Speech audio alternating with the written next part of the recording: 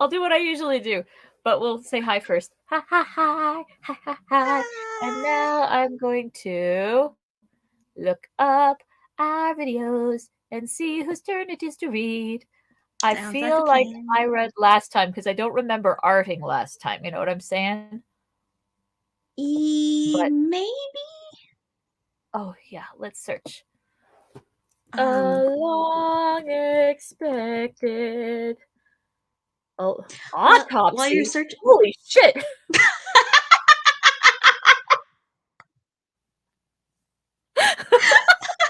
What? note to self, go watch that. I don't know what that is, but I want to watch it.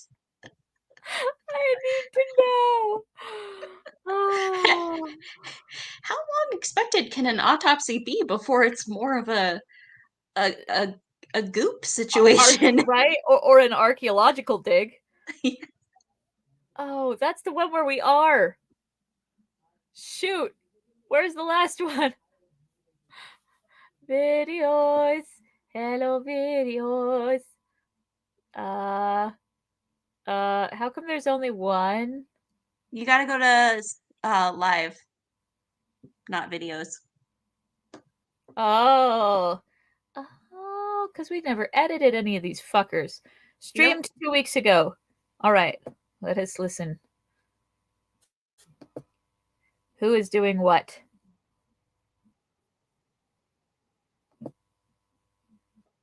You appear to be knitting.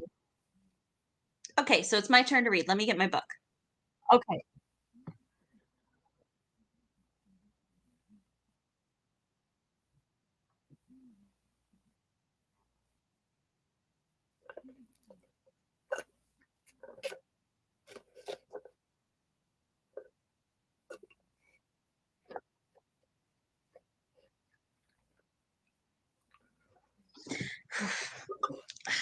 I'm in a corner that's sort of like surrounded by things, and so I'm really glad that I muted myself when I was getting up because it was one of those like crash, crash, crash, kind of situations.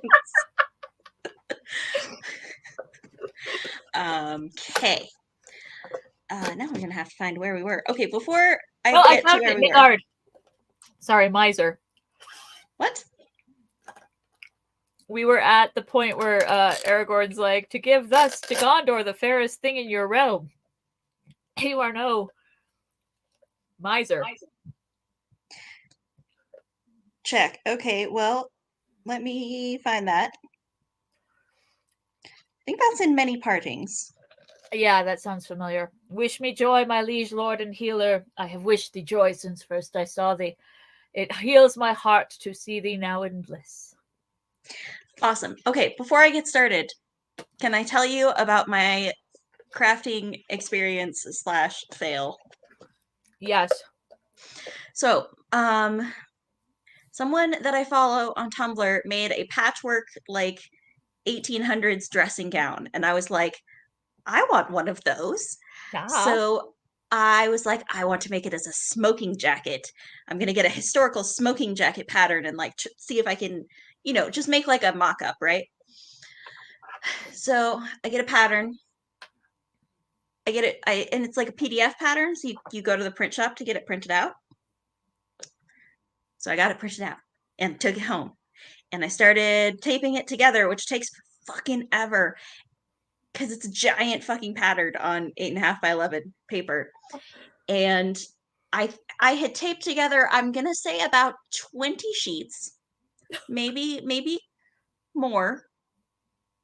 I had the front and the back taped together. And then I saw this little thing, this little square, right? That was the like gauge square that was like, okay, to make sure you have printed your pattern the right size, this square should be 3 inches. Would you like to guess how big it was? Not 3 inches. Not even a little bit. It 6? was 2 and 3/16 inches. Oh no! And I was like, well, I'm quite small. Maybe I can, maybe it'd still work. So I made like I like pinned together a muslin, and no, no, no. No, give it to Abby. Well, I'm not gonna make the whole thing to give it to Abby though, because Heather. it's like a whole like you hand stitch a bunch of stuff and you like make the cuffs with cute little pointy bits and it's a whole thing. Anyways, I so I wonder have to get if it. so is the file already like broken up into its 8.5 by 11 sheets? Mm-hmm. That sucks because I know that there's still printers that have like um architectural printers. Yes, there are, and actually there are ones that specialize in printing sewing patterns, which is what I did for this second try, because the pattern I got sends in like regular format or like big format. Mm. So I'm getting the big one printed out because I'll be goddamned if I'm taping together another 5,000 sheets of paper for this motherfucker. No. Yeah, Um, and it was yeah 25 years ago, but I made a wolf drawing and then like did a 6 by 8 foot printout of it and painted it up and gave it to a friend for Christmas. So like, yeah, I don't yep. think that it wouldn't make sense for the technology to no longer exist for that. Oh, it still exists. I just was like, I don't need to do that. Like, I don't need to go looking for a printer that has that kind of printer. I'll just get it. But I think what I did wrong was probably that it was like printed portrait rather than landscape, and it should have been landscape, and that would have made the pieces big enough. But Yeah. Too late. Doing it the other yeah. way. Well, speaking of crafting, Ruth wants to do a photo shoot with dolls. So we made dolls. Hmm. And I need to finish her up, but I made a harpy. Ooh, it's very blurry and it's very difficult for me to see, but what I can see looks really cool. Let's see. It's the Hello. frame rate, it's not the focus. It's also the focus. No, it might be Recognize. both, but focusing's not going to help because it's the connection. Damn. But what I can see looks very Mirror Mask, and I like it. Yeah, that's sort of what we're going for. There goes the cat again. And it's got a kind of, it looks like a macaw from behind, Hmm. and I like that, but I wanted the front to be a little less bold, and so I started painting, but the feathers didn't like that. So that's what I'll be doing now is trying to figure out a way to dull down the front. So it'll be kind of like morpho butterflies, but the reverse. Hmm. Also the wings are wire formed, so I can pose it. It's a posable doll that I've Nice. made with Sculpey and stuff. Yeah. Oh, Oh, that's and super cool. I made a second one. I'll show you the second one. The second one is so 80s, and I didn't even mean to. Oh, I think I saw that one on Instagram You with did. the little tea Ah! strainer hat, right? Yes.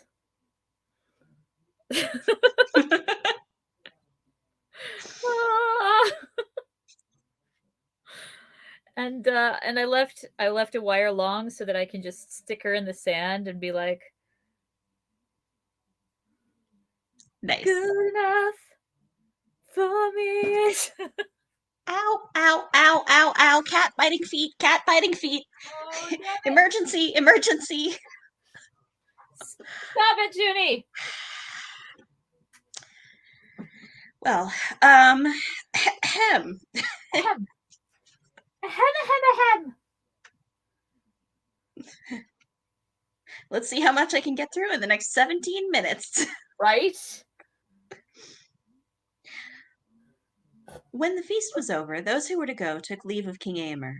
Aragorn and his knights and the people of Lorien and of Rivendell made ready to ride, but Faramir and Imrahil remained at Edoras. Faramir and who?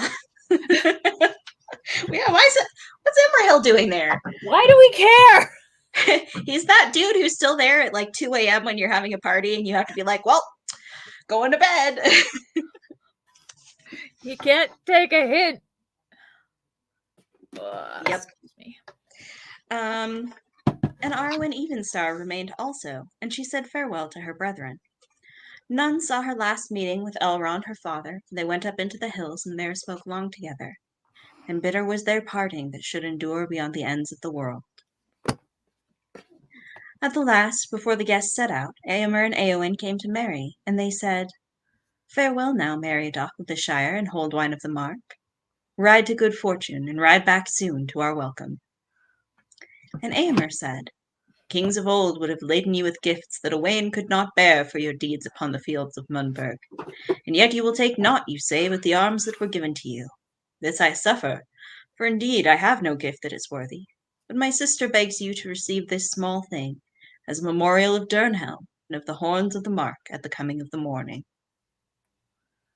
Then Eowyn gave to Merry an ancient horn, small but cunningly wrought all of fair silver with a baldric of green.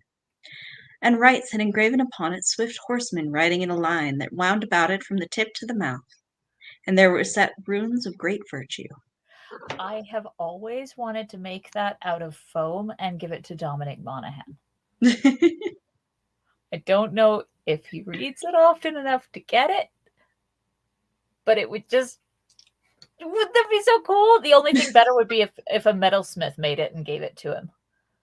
That would also be very cool. Right? Anyway, bucket list. That's the crafting bucket list, that is. This is an heirloom of our house, said Eowyn. It was made by the dwarves and came from the hoard of Okay, I don't know how to pronounce this. Scatha? Scatha the worm? Scatha. What? Okay, Scatha the worm. Eorl the Young brought it from the north. He that blows it at need shall set fear in the hearts of his enemies and joy in the hearts of his friends. And they shall hear him and come to him. Then Merry took the horn, for it could not be refused, and he kissed Eowyn's hand, and they embraced him, and so they parted for that time.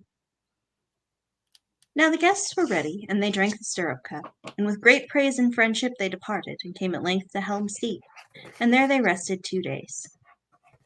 Then Legolas repaid his promise to Gimli, and went with him to the glittering caves. And when they returned, he was silent, and would say only that Gimli alone could find fit words to speak of them.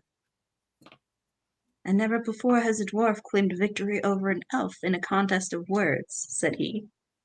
Now, therefore, let us go to Fangorn and set the score right. I don't want to hear you describe the trees. Yeah, right? I'm like, look, racism aside, Legolas, we all know that Gimli is a way better speaker than you. Oh my god, he's a better speaker than everybody. Yes. Like, Gimli is the best speaker in these books. So, like, of course he's going to do better than you at describing the caves of Aglarond. Come on. Right. I don't like this stone. It looks like she has some kind of hernia, so I'm going to replace it with this stone. Cool. Sounds like a plan. But it's hot glue is hot glue, and it's stuck. Mm-hmm. Wish me luck. Godspeed. I don't feel like bleeding on the internet, okay? Oh man, what did I get myself with? Oh, I got a rotary cutter and I got myself with it. Oh, jeez. Yeah, not too badly, thankfully, but good God, those things are sharp. Yeah, they're really fucking sharp. And like, of course, I got the cheapest one that didn't have, like, it has, you can retract the blade, but once the blade's out, it doesn't have a guard on the top. Yeah. Oh, living dangerously. Mm-hmm. Making a blood sacrifice to my smoking jacket project. Yep. Never was there a project done that didn't demand some kind of sacrifice. God knows. From Deepingcombe they rode to Isengard and saw how the Ents had busied themselves. All the stone circle had been thrown down and removed, and the land within was made into a garden filled with orchards and trees, and a stream ran through it. But in the midst of all there was a lake of clear water, and out of it the tower of Orthanc rose still, tall and impregnable, and its black rock was mirrored in the pool. That sounds very pretty. It sounds very pretty, and also, like, it's a good thing they were Ents because no one else could grow an orchard that fast. No, indeed. They probably just told the trees to come on in.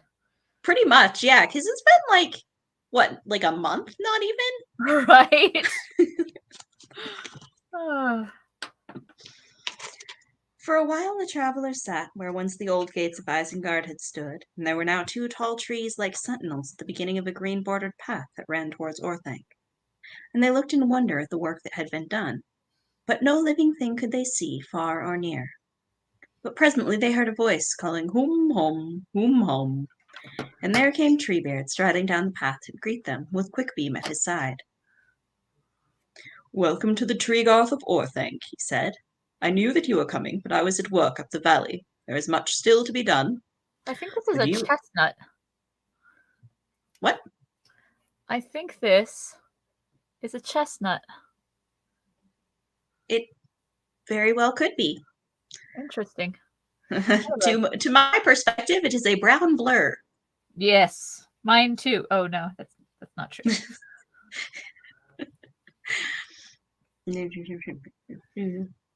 There is much still to be done, but you have not been idle either away in the south and the east, I hear. Salute. And all that I hear is good, very good. And then Treebeard praised all their deeds, of which he seemed to have full knowledge.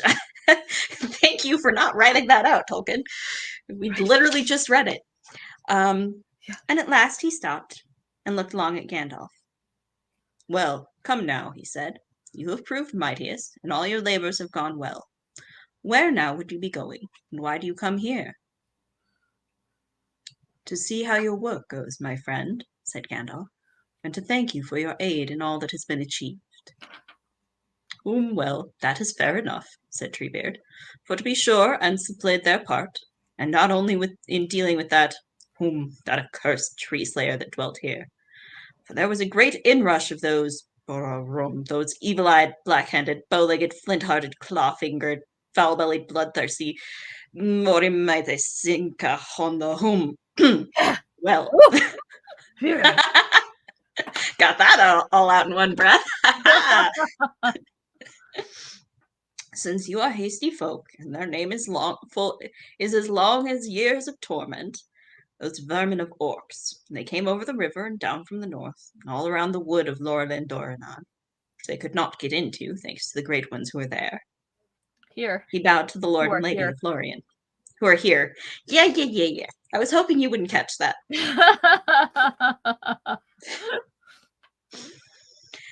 And these same foul creatures were more than surprised to meet us out on the wold, for they had not heard of us before, though that might be said also of better folk. Burn!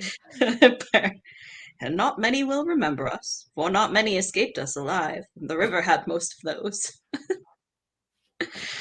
But it was well for you, for if they had not met us, then the king of the grassland would not have ridden far, and if he had, there would have been no home to return to. We know it well, said Aragorn, and never shall it be forgotten in Minas Tirith or in Edoras. Never is too long a word even from me, said Treebeard. Not while your kingdoms last, you mean, but they will have to last long indeed to seem long to Ents. Again, with the negging. Everybody negs. Everybody in this book is a sassy little bitch. I don't know what to tell you. I fucking love them. The new age begins, said Gandalf, and in this age it may well prove that the kingdoms of men shall outlast you, Fangorn, my friend. But now come tell me, what of the task I set you? How is Saruman? Is he not weary of Orthanc yet? For I do not suppose that he will think you have improved the view from his windows. Treebeard gave Gandalf a long look. Almost a cunning look, Merry thought. Ah, he said, I thought you would come to that. Weary of Orthanc? Very weary at last, but not so weary of his tower as he was weary of my voice. I gave him some long tales, or at least what might be thought long in your speech. Then why did he stay to listen? Did you not go, then why did he stay to listen? Did you go into Orthanc? Asked Gandalf. Oh, no, not into Orthanc, said Treebeard. But he came to his window and listened, because he could not get news in any other way. And though he hated the news, he was greedy to have it, and I saw that he heard it all. But I added a great many things to the news that it was good for him to think of. He grew very weary. He always was hasty. That was his ruin. I observe, my good Fangorn, said Gandalf, that with great care you say dwelt, was, grew. What about is? Is he dead? No, not dead, so far as I know, said Treebeard. He is gone. Yes, he is gone 7 days. I let him go. There was little left of him when he crawled out, and as for that worm creature of his, he was like a pale shadow. Now do not tell me, Gandalf, that I promised to keep him safe, for I know it. But things have changed since then, and I kept him until he was safe from doing any more harm. You should know that above all I hate the caging of living things, and I will not keep even such creatures as these caged beyond great need. A snake without fangs may crawl where he will. I forgot that it was Treebeard in the book. That it was Treebeard that what? That let Saruman out. Right. And you're like, you fuck, yeah. Nah. You may be right, said Gandalf. But this snake had still one tooth left, I think. He had the poison of his voice. I guess that he persuaded you, even you, Treebeard, knowing the soft spot in your heart. Well, he is gone, and there is no more to be said. But the Tower of Orthanc now goes back to the king, to whom it belongs, though maybe he will not need it. That will be seen later, said Aragorn. But I will give to Ents all this valley to do with as they will, so long as they keep a watch upon Orthanc, and see that none enter it without my leave. Oh, it is locked, said Treebeard. I made Saruman lock it and give me the keys. Quickbeam has them. Quickbeam bowed like a tree bending in the wind, and handed to Aragorn 2 great black keys of intricate shape, joined by a ring of steel. Now I thank you once more, said Aragorn. I bid you farewell. May your forest grow again in peace. When this valley is filled, there is room and to spare west of the mountains, where once you walked long ago.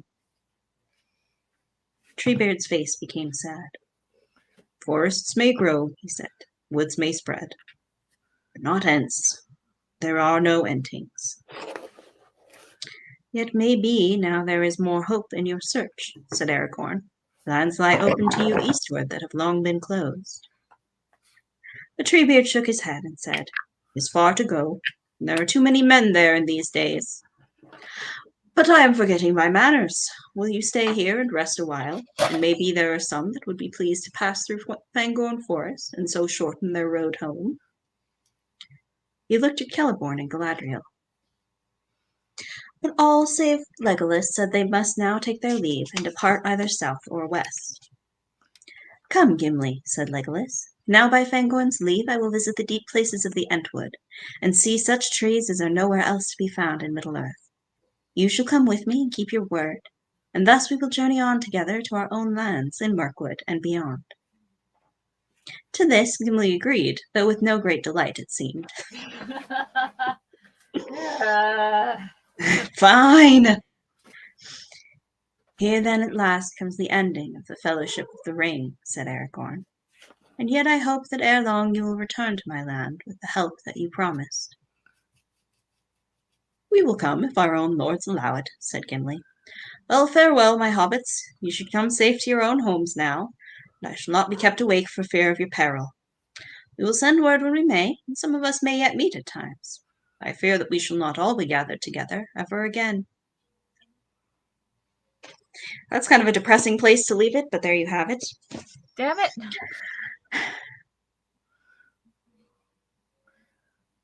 I don't know. I wanted it to be like dulled down, but it's just looking like she got muddy. I think I might mask off the body and get the rest of it with spray paint. What's that? I might mask off the body and spray paint the wings to dull them down a bit. I was also thinking, like, if you had some, like, a little bit of dye, you can dye feathers really well. Do I have any dye? I have. You know what? Um, I have Pizonki dye, but that is not your problem. I'd be worried about the moisture never letting them, floof back out. Mm. Yeah, but like they've already been dyed. They didn't Yeah, by start out that color. professionals. What's that? By professionals. Professionals, schmofessionals. What do professionals know that we don't, other than everything? Well, yeah, everything. But nothing else. I actually, Yeah. so her little headpiece, I made that dragon face a long time ago, and I was going to Mhm. make a dragon, and I never did. So that's why she's wearing a dragon face crown. Makes sense. Speaking of dragons, I watched the D&D movie. What do you think? It was delightful. I enjoyed it so much, and I loved the chubby dragon. He was so chubby. So chubby. When it looked like they'd killed him, Abby was legit distraught. And then when he made a comeback, he was like, "Yay!" I feel like he was a Fan favorite. fan favorite. Yep. But no, I enjoyed it so much. They did such a good job of like not taking themselves too seriously, but not being like overly quippy either. Yeah, it wasn't overly quippy, and it wasn't overly like meta. It wasn't meta at all. I like that. It's really rare these days to not like turn aside to the audience and be like, and it's all fake. Yeah, exactly. No, they were like fully immersed. And if you play D&D, you can see where things happen. You can see like, oh, someone failed their investigation check right there. That Right? one's a mimic. But like Yeah, it was so so much fun, good. such a good story. Yeah. I liked how easily Chris Pine tra- transformed himself from heartthrob to DILF. Hmm. I think he was always a DILF in his heart. And so it was easy for him. It was like he's just coming into his natural form now. He's emerging. He's a I mean, butterfly. the man has a master's degree in poetry. He was never planning to be a heartthrob. I love that. I love it when that happens. And that's why I'm like, he never really those weren't the roles that he took. When he was hot, that was like incidental. He had a lot more Hmm. fun when that wasn't what he was doing. Did you ever see Stretch? No, I never did. It was a Netflix movie that no one's fucking heard of, and he is the main